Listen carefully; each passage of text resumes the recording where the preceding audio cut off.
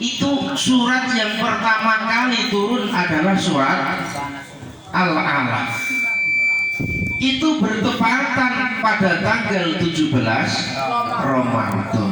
Jadi Al-Quran pertama diturunkan semuanya dari Loh Mahfud sampai Samaud dunia itu ya tanggal 17 Ramadan. Kemudian wahyu pertama kali diturunkan itu ya tanggal 17 Ramadan. Maka dari itu proses turunnya Al-Quranul Alim yang kedua itu selama 23 tahun. Jadi turunnya Al-Quranul Karim yang kedua dari langit ke hati Nabi itu selama 23 tahun. Baginda Nabi saat menjadi Rasul itu usianya berapa? 40 tahun. Umur baginda Nabi sampai wafat berapa tahun? 63. 40 sampai 63 berapa tahun? 23 tahun. Nah, maka dari itu turunnya Al-Quranul Karim dari langit sampai bumi itu selama 23 tahun. Kadang Allah menurunkan satu surah yang pendek, kadang Allah menurunkan 2 ayat. Itu secara bertahap-tahap, tidak secara langsung seperti kitab-kitab dahulu. Kalau kitab-kitab terdahulu itu diturunkan secara jumlatan wahidatan sekali. Tapi kalau kitab Al-Quran diturunkan oleh Allah Subhanahu wa Ta'ala dari langit sampai bumi itu secara berangsur. Maka dari itu di bulan yang penuh barokah ini, bulan yang penuh maghfirah ini, mari kita jadikan momentum untuk semangat belajar Al-Quran, semangat ngaji Al-Quran. Semoga kalian menjadi ahli Quran. Amin Allahumma. Keutamaan baca Al-Quran itu banyak banget, diterangkan di dalam beberapa kitab. Keutamaan orang yang membaca Al-Quran: Al-Mahir bil Quran ma'as safaratil bararah. Orang yang bagus baca Al-Qurannya itu besok di dalam surga beserta malaikat, beserta para nabi dan para rasul. Jadi kalau kalian besok di surga ingin berkumpul dengan para nabi, ingin berkumpul dengan para rasul, baca Al-Qurannya harus bagus, sesuai dengan ilmu tajwid, sesuai dengan ilmu Al-Quran. Tapi kalau bacanya Al-Qurannya masih belum bagus, itu besok di akhirat surganya tidak kumpul dengan para nabi. Perumpamaan orang yang baca Al-Quran, orang iman yang baca Al-Quran itu diibaratkan oleh baginda Nabi, mathalul mu'min yaqra'unal Quran kama salil utrujah. Perumpamaan orang mukmin yang baca Al-Quran itu ibarat buah utrujah. Ta'muhu thayyibun warihuhu thayyibun. Baunya itu enak, rasanya enak. Jadi orang mukmin yang rajin membaca Al-Quran itu diibaratkan buat utrujah, buah yang baunya sedap, rasanya enak. Itu kira-kira buah apa?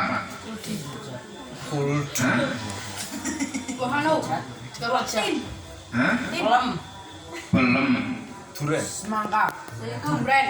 Pelem rada mendingan. Pelem ke ambune ya termasuk enak, rasanya ya enak. Tapi yang dimaksud ini al-utrujah itu buah jeruk. Jeruk itu baunya enak, rasanya juga enak.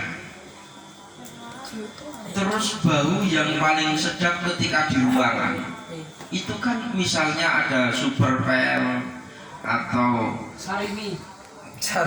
superpel pewangi ruangan, itu kan yang paling enak bau jeruk,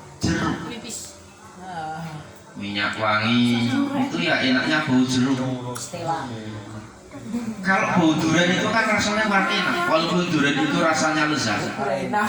Misal ada apa semprot ruangan tapi baunya bau durian, bener Pak. Yang paling enak apa? Jeruk. Setelah kan abunya jeruk. Sunlight ya mampune jeruk. Apel yang lumayan, apel ambune enak.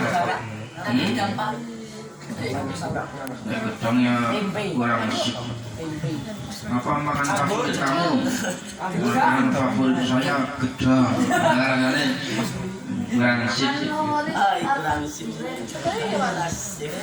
Terus yang seterusnya, perumpamaan orang mukmin yang tidak baca Al-Quran itu ibarat makanan yang baunya enak tapi dimakan tidak enak.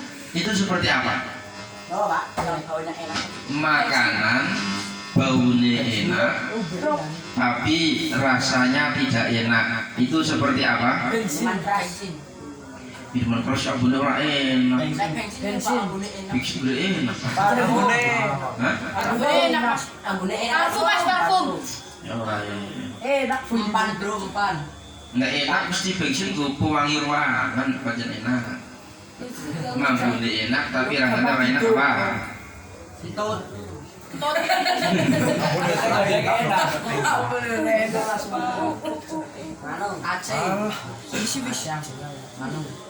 Daun kemangi itu abone enak. Enak. Jadi mau pahit ya. Tapi di mamke kurang sip. Teh ambune enak banget. Pandan. Terus ada lagi perumpamaan orang munafik yang tidak pernah baca Al-Quran itu diibaratkan makanan baunya tidak enak, tidak bau, rasanya juga nggak enak. Itu kira-kira seperti apa? Itu sok. Bosok. Makanan, Pak. Makanan sing anyar bosok ngono men. Sing ambune ora enak, dipangan ora enak. Apa? Min. Durian. Durian. Tai. Durian. Durian dicari ora enak. Selilitan, Pak. Makan yang kelas. Semakan rasanya bukan? Iya. Gedang. Baca dibikin. Gedang. Bikin, Pak. Makanan yang tidak bau, rasanya tidak enak. Itu apa? Pare. Betul, pari.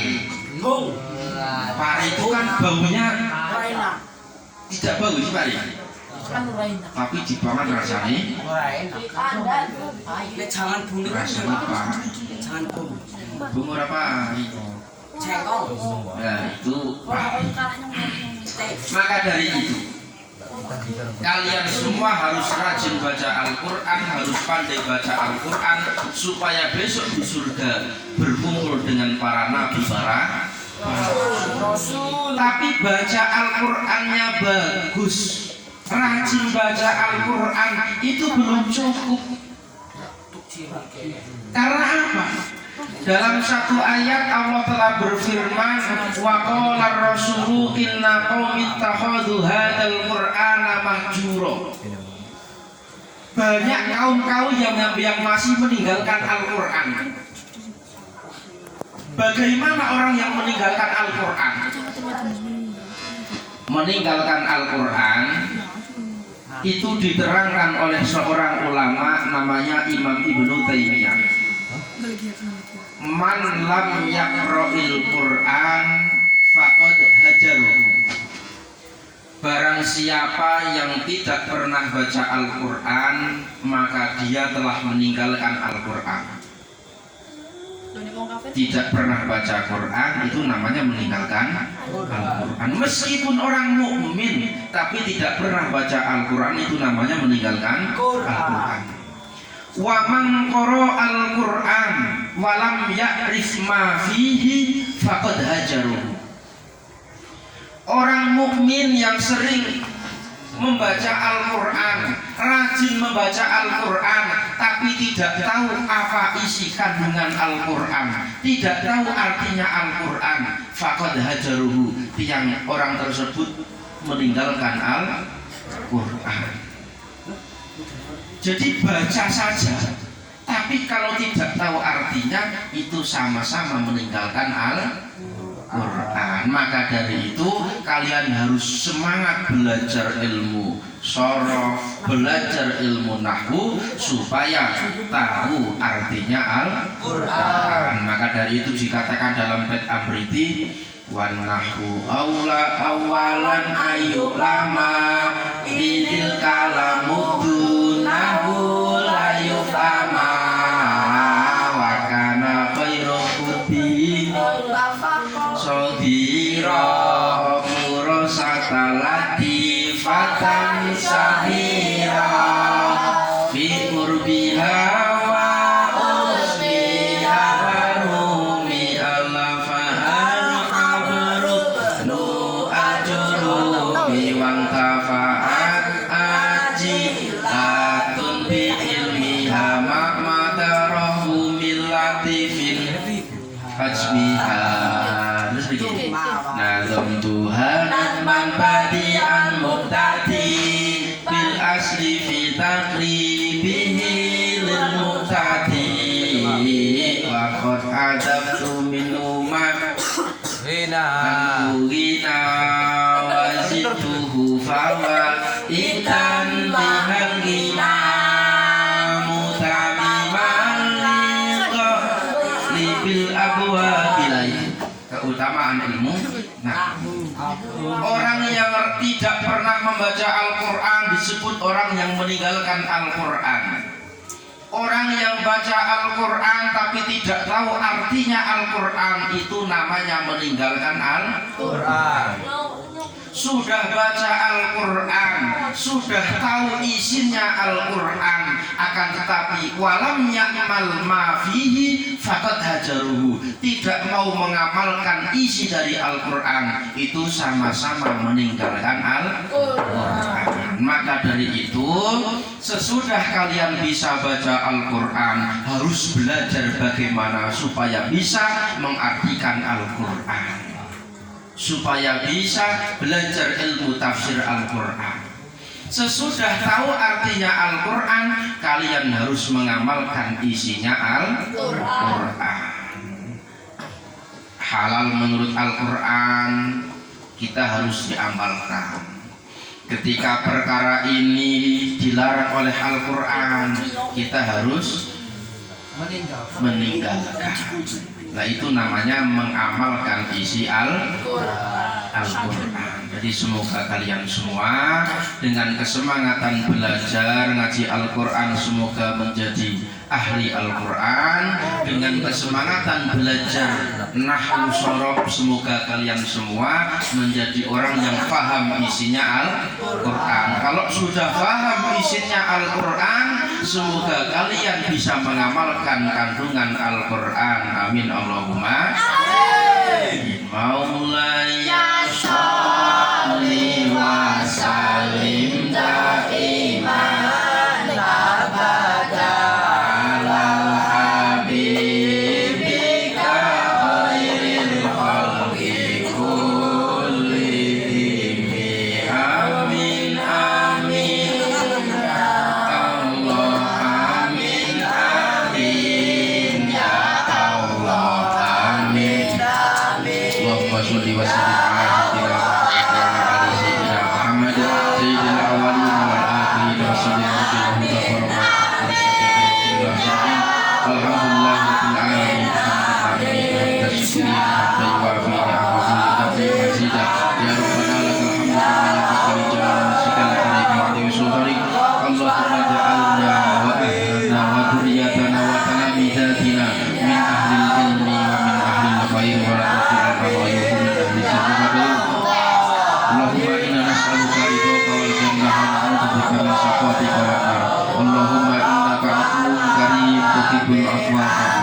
ya karim. Allahumma innaka afuwwun karim tuhibbul afwa fa'fu anna ya karim. Ilahi anta maksudi wa qina bil iman wa qina bil islam wa qina bil khatimah. Allahumma wa'idna min su'il khatimah wa qina bi ajalina bi qawli la ilaha illallah. Allahumma ja'al khairal ayyamina yawma liqa'ik rabbana atina fid dunya hasanah wa fil akhirati hasanah wa qina adzabannar. Rabbana taqabbal minna innaka antas samiul alim wa tub 'alaina innaka antat tawwabur rahim. Subhana rabbika rabbil izzati amma yasifun wa salamun 'alal mursalin walhamdulillahi rabbil alamin. Allah amin amin ya Allah rabbana amin. Wallahul muwaffiq ila aqwamit thoriq. Wassalamu alaikum warahmatullahi wabarakatuh.